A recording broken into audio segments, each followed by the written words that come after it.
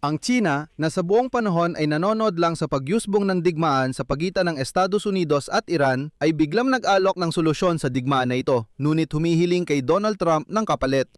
Ang punto ay, sa ika-14 at 15 ng Mayo, darating si Donald Trump sa Beijing para makipagkita kay Xi Jinping, ngunit may nauna na sa kanya. Ngayong Mayo, binisita ng pinuno ng diplomasya ng Iran na si Abbas Araghchi ang Beijing. At ang pagbisitang ito ay nagbigay diin sa tanong, kaya bang gampanan ng China ang papel ng tagapamayapa sa sigalot ng Amerika at Iran? At ngayon, ipinapahiwatig na ng China na handa itong tumulong kay Donald Trump na tapusin ang digmaang ito at maging sa ilang antas, lumabas na panalo sa labang ito. Pero mataas ang hinihinghing kapalit ni Xi Jinping para sa serbisyong ito at ito ang pag-uusapan natin ngayon. Ako si Alexei Pechi, pag-usapan natin ito ng sabay-sabay. Pero bago tayo magsimula, hinihiling ko na mag-subscribe kayo sa channel na ito, mag-like at mag-iwan ng kahit anong komento sa video na ito.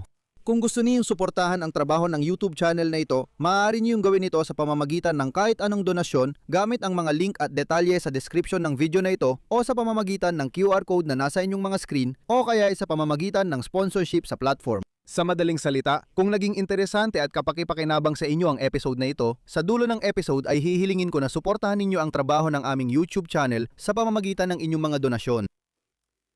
Ngayong Mayo 6, dumating sa Beijing si Abbas Araghchi, pinuno ng diplomasyang Iranian. Pinipilit ng White House na gamitin ng China ang impluwensya nito sa Iran para muling buksan ang kipot ng Hormuz. Hinimok ni kalihim ng Estado ng Estados Unidos, Marco Rubio ang Beijing na gamitin ang pagbisita ni Ministro ng Ugnayang Panlabas ng Iran, Abbas Araghchi sa China para ikayatin ang Tehran na paluwagin ang kontrol sa mahalagang daan ng tubig. Ayon sa kalihim ng Estado ng Estados Unidos, mas apektado ang China kaysa Estados Unidos sa aktual na pagsasara ng Iran sa kipot ng Hormuz. Umaasa ang ekonomiyang nakabatay sa pag-export ng China sa transportasyon sa kipot ng Hormuz. Dagdag ni Marco Rubio, interesado ang China na itigil ng Iran ang pagharang sa kipot ng Hormuz. Mauna na ako at sasabihin kong bago pa ang digmaang ito, nakapag-ipon na ang China ng napakalaking reserbang langis sa loob ng bansa. At ayon sa mga eksperto, mahigit kalahating taon silang pwedeng manatiling kalmado at hindi mag-alala kahit bumaba ang export ng langis. Walang problema talaga. At dito nagiging interesante dahil isa sa mga diplomat ang nagsabi sa ahensya ng Associated Press na ginagawa ng Estados Unidos ang lahat na makakaya nila para kumbinsihin ang China na wag gumamit ng veto laban sa resolusyon ng United Nations Security Council na sinusuportahan ng Washington na naglalayong buksan muli ang Strait of Hormuz at kondenahin ang mga aksyon ng Iran. Idadagdag ko na nag-block ng China at Russia ng naunang resolusyon tungkol sa Strait of Hormuz nung nakaraang buwan dahil lumalabis daw ito at hindi nito kinondena ang Estados Unidos at Israel sa mga pag-atake na naging sanhi ng digmaan. Ngayong araw, muling iginiit ng China na ilegal ang digmaan ng Estados Unidos at Israel laban sa Iran. Sinabi rin ng US kalihim ng pananalapi na si Scott Bessent noong Lunes, Mayo 4 na isa sa pangunahing paksa sa pagpupulong nina Donald Trump at Xi Jinping ang Iran. Talagang naipit si Donald Trump dito dahil ang pagpupulong ay talagang para sa paglagda ng isang napakakumikitang kasunduan sa kalakalan para sa Amerika. Bago ang digmaan sa Iran, hindi ang gitnang silangan ng pangunahing issue, kundi ang kasunduan sa kalakalan. Ngayon, nagbago na ang prioridad at iba na ang sentro ng atensyon. Ngayon pa lang, alam na natin na pinilit ng China ang Iran na pumayag sa tigil putukan noong unang bahagi ng Abril. Sinabi mismo ni Donald Trump na naniniwala siyang may papel ang China sa paghikayat sa Iran na tanggapin ang marupok na tigil putukan. At ngayon, naniniwala ang administrasyon ni Trump na maaaring magsikap pa ang China para mabuksan muli ang Strait of Hormuz. Iginit ng gobyerno ng Estados Unidos na matagal nang sinusuportahan ng China ang ballistic missile program ng Iran at nabibigay ito sa Tehran ng mga industrial na bahagi na may dalawahang gamit na maaaring gamitin sa paggawa ng missile. Pero noong nakaraang buwan, matapos masakote ng mga sundalong Amerikano ang isang container ship na nagdadala ng mga chemical para sa paggawa ng rocket fuel sa Iran. Ayon kay Trump, pumayag si Xi Jinping na hindi magpadala ng armas sa Iran.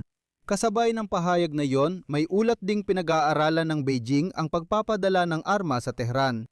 Kaya lumalabas na nakasalalay sa China kung paano kikilos ang Iran.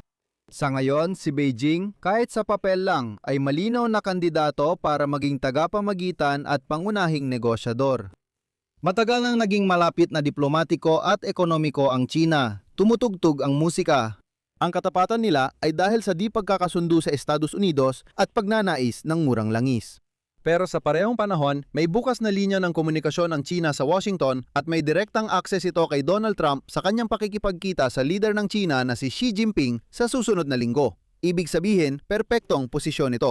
Malaking dahilan marahil kaya bumisita sa Beijing si Ministro ng Ugnayang Panlabas ng Iran Abbas Rakchi para makipagkita kay Wang Yi ang kanyang sinong katapat. Tumutugtog ang musika. May pag-asa ayon sa CP na mapipigilan ng Beijing ang paglabag sa pandaigdigang kapayapaan at seguridad. At malamang natatalakayin din ni Trump ang isyu ng sigalot kay Xi Jinping sa kanyang inaasahang pagbisita na orihinal na nakalaan para sa ekonomikong kompetisyon sa pagitan ng dalawang kapangyarihan, ngunit nayo'y nababalot ng digmaang kinasasangkutan ng Iran. Ilang linggo nang nananawagan ang mga opisyal ng China para sa tigil putukan at inilalagay ang Beijing bilang potensyal na tagapamagitan sa prosesong pangkapayapaan, kabilang na si Xi Jinping. Noong nakaraang buwan, naglabas siya ng 4 na puntong mungkahi para sa mapayapang solusyon sa gitnang silangan. Ang mabilis na pagkuha ni Xi Jinping ng tiwala mula sa magkabilang panig sa loob ng isang linggo ay tagumpay para sa kanya dahil gusto niyang patatagin ang papel ng China bilang pandaigdigang kapangyarihan. Isipin mo ang larawang ito. China ang nasa gitna o tumutulong magkasundo ang Estados Unidos at Iran para sa kapayapaan. Kahit sinabi ni Trump na malapit ng sumuko ang Iran at itataas na ang puting bandila, ang pakikipag-usap sa isang hindi popular na US President na nalulubog sa matagalang digmaan at naghahanap ng madadaling ay hindi masamang posisyon para kay Xi Jinping. Hindi, sa halip, malaking tulong ito kay Xi Jinping. Ang kasunduan sa kalakalan ay naurong na at naitabi, kaya hindi na kailangang talakayin pa. Sa totoo lang, paulit-ulit na pwedeng ipagpaliban ang isyung ito kaya matatapos ang termino ni Donald Trump nang walang kasunduan sa kalakalan. Ayos lang ito sa China. Bukod pa rito, sa ngayon, si Xi Jinping sa kabaligtaran ay handang tulungan ng Iran na makapagtagal pa ng kahit ilang linggo pa sa digmaang ito bago makipagkasundo kay Trump. Kung hindi gagawa ng mabuti si Trump para sa China, pwedeng tulungan ng China ang Iran at magpapatuloy ang Iran ng 1, 2 o 3 buwan pa.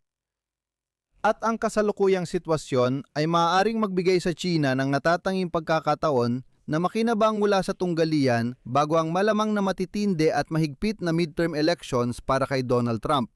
Dahil nais ni Trump na ipakita sa mga botanteng Amerikano ang mga konkretong tagumpay. Tulad ng malalaking pagbili ng China ng produktong agrikultural ng Amerika at mga eroplano ng Boeing. Iyan ang may kinalaman sa kasunduan sa kalakalan. Sa ngayon, naisantabi na ang mga isyong ito.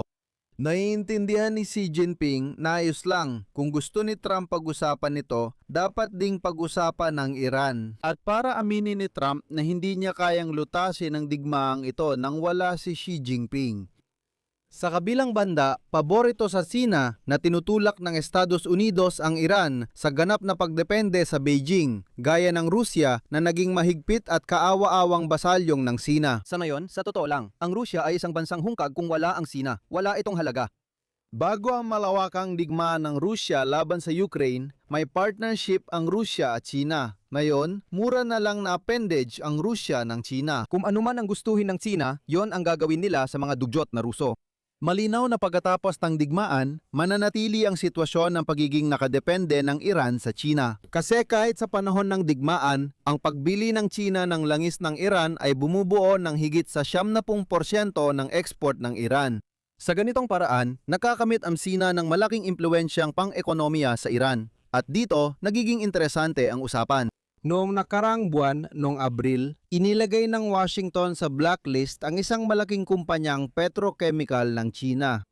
Ayon sa kagawaran ng pananalapi ng US, isa itong pangunahing bumibili ng langis ng Iran, kaya maigpit ang parusang ipinataw sa kumpanya.